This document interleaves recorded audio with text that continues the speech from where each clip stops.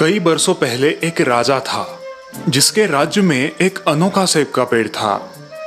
वो सबसे अलग इसलिए था क्योंकि उस पर सोने के सेब लगते थे। राजा का एक वफादार माली हर रोज उन सेबों को गिनता था और राजा को बताता था। लेकिन अचानक एक दिन एक सेब चोरी हो गया। माली से ये वार्ता सुनकर राजा क्रोधित हो गया। चोर को हम जरूर सजा देंगे। उस रात माली ने अपने बड़े बेटे को सेब की रखवाली करने के लिए रखा, लेकिन बीच रात में ही वो सो गया।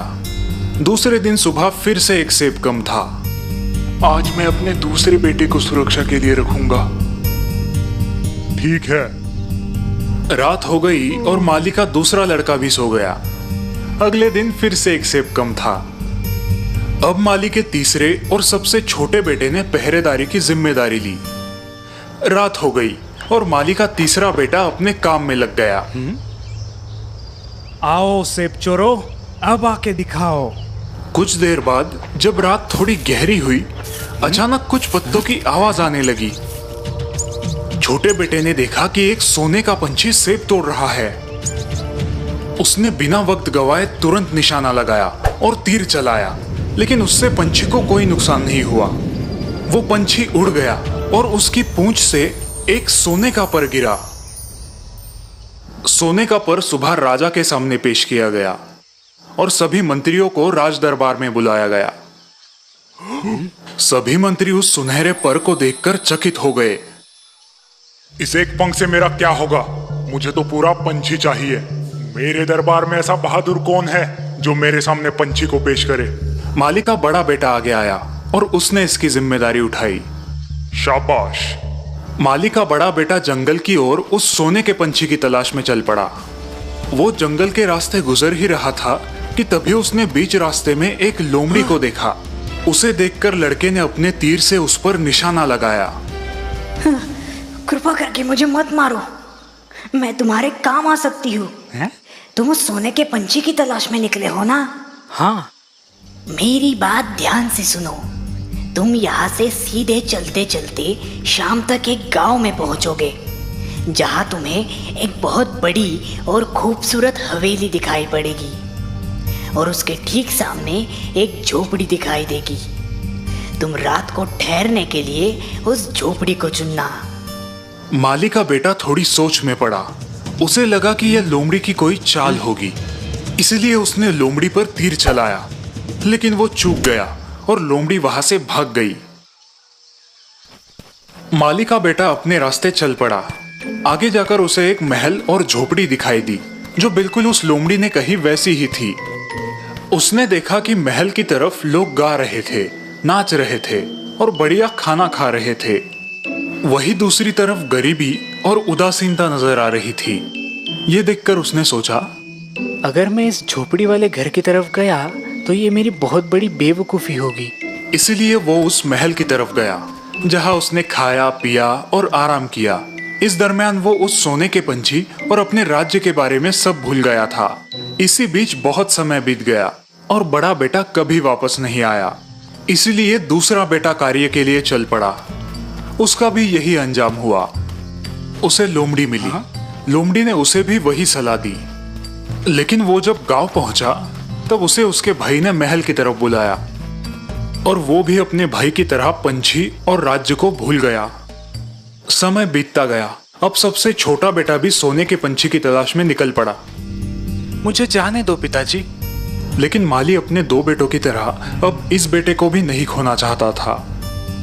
पिताजी, मैं वापस लौटूंगा, मेरा यकीन कीजिए, मुझे जाने दीजिए।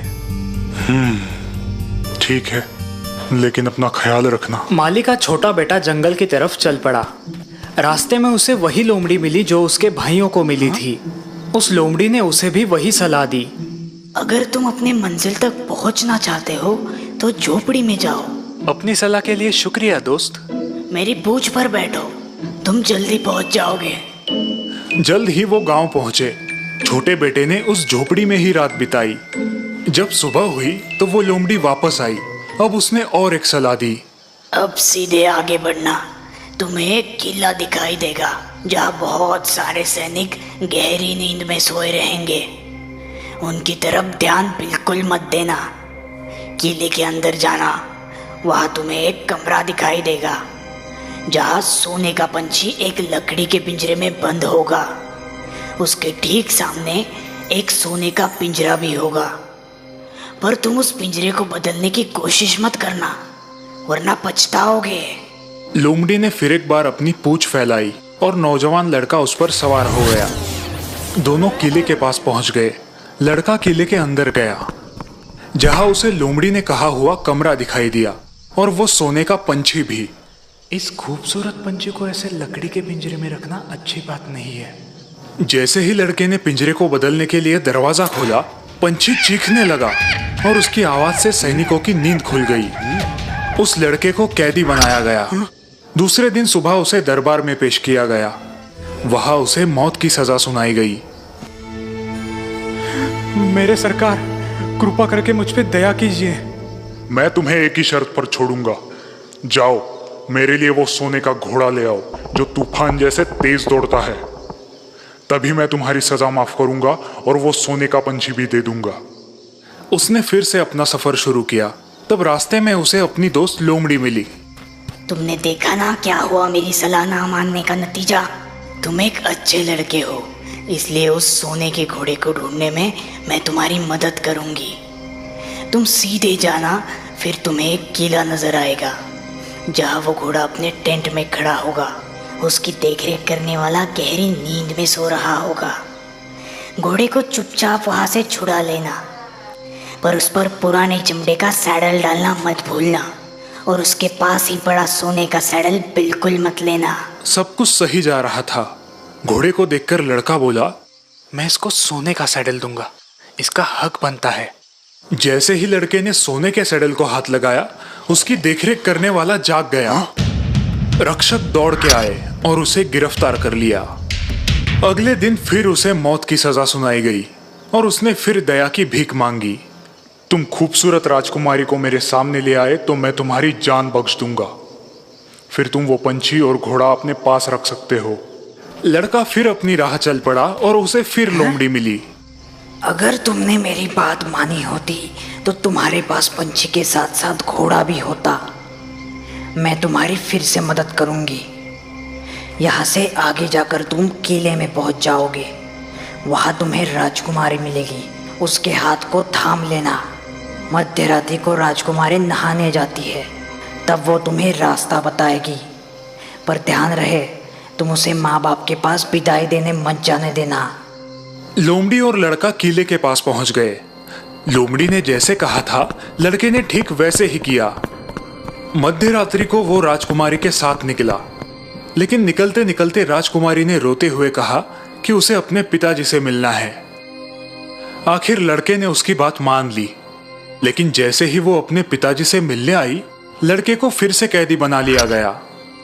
तुम मेरी बेटी को तब तक नहीं ले जा सकते जब तक तुम सामने वाले पहाड़ को 8 दिन में तोड़कर नहीं हटा दे। वो पहाड़ इतना विशाल था कि लड़का अकेले वो काम नहीं कर सकता था। 7 दिन होने के बाद भी वो पहाड़ का कुछ ही हिस्सा तोड़ पाया। निराश होकर वो वहां पर बैठा ही था कि तभी अचानक उसकी दोस्त लोमड़ी वहां पर आ गई।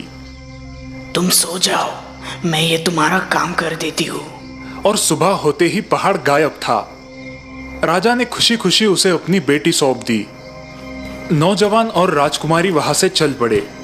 रास्ते में उनकी मुलाकात फिर से उसी लोमड़ी से हुई। अब तुम तीनों को ले जा सकते हो, राजकुमारी, घोड़ा और पंछी भी। सच? पर कैसे? ध्यान से सुनो।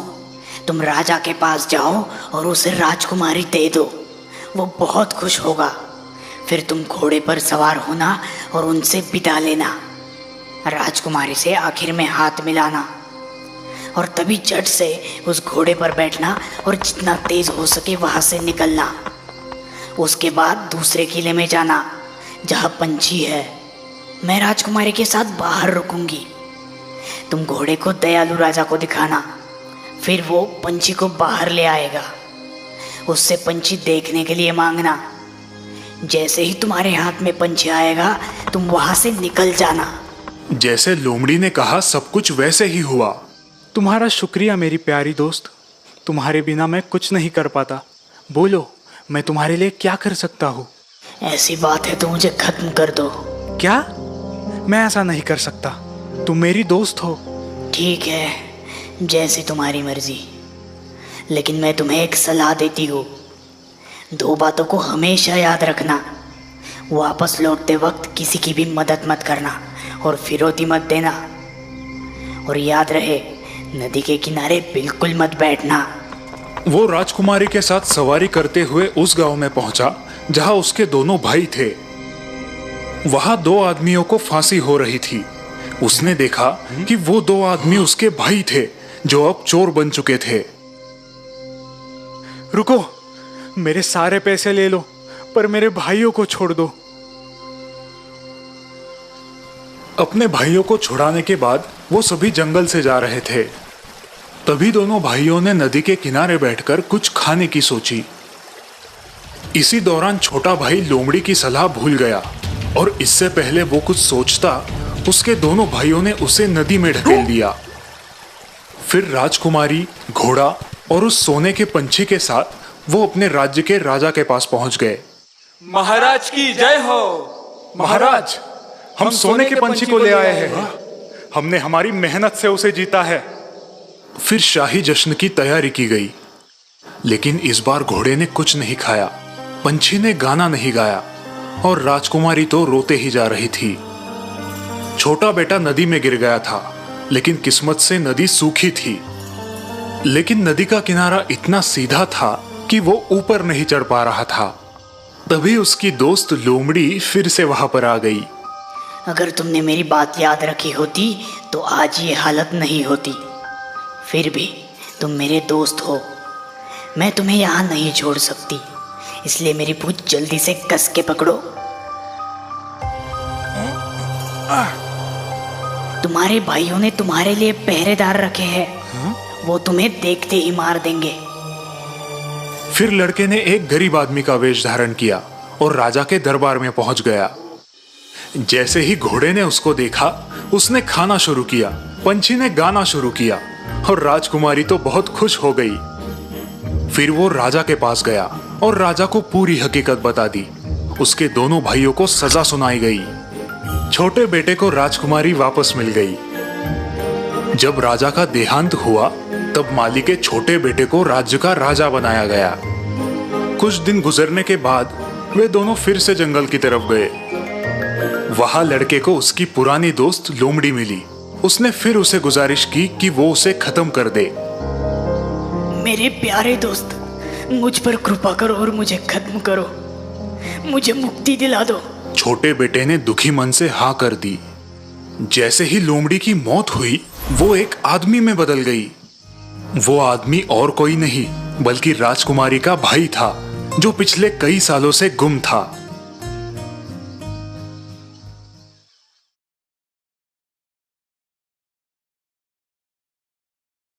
लल्लन रोज की तरह अपने छोटे से रद्दी के ठेले पे बैठा था। लोग रद्दी बेचने आ जा रहे थे। तभी उसकी पत्नी और बेटा वहां आते हैं। सुनिए, आज बंटी की फीस भरने का आखिरी दिन है। ये लो 500 रुपए, कैसे तैसे जमा कर पाया हो। रेशमा और बंटी निकल जाते हैं और लल्लन सोच में पड़ता है। ये धंधा अब कुछ खास नहीं चल रहा। सबके पास मोबाइल आया है और गांव के नौजवान तो उसी पे ऑनलाइन खबरें देखते हैं। न्यूज़पेपर खरीदी बहुत कम हुई है। बंटी को स्कूल छोड़ के लौटते वक्त रेशमा फिर से ठेले पे आती है। लल्लन को चिंतित देख सोच में पड़ती है। सुनिए, क्या हुआ? सब ठीक तो है? मैं सोच रहा था कुछ और काम धंधा भी शुरू करूं। इस रद्दी के धंधे से हमारा गुजर बसर नहीं होगा।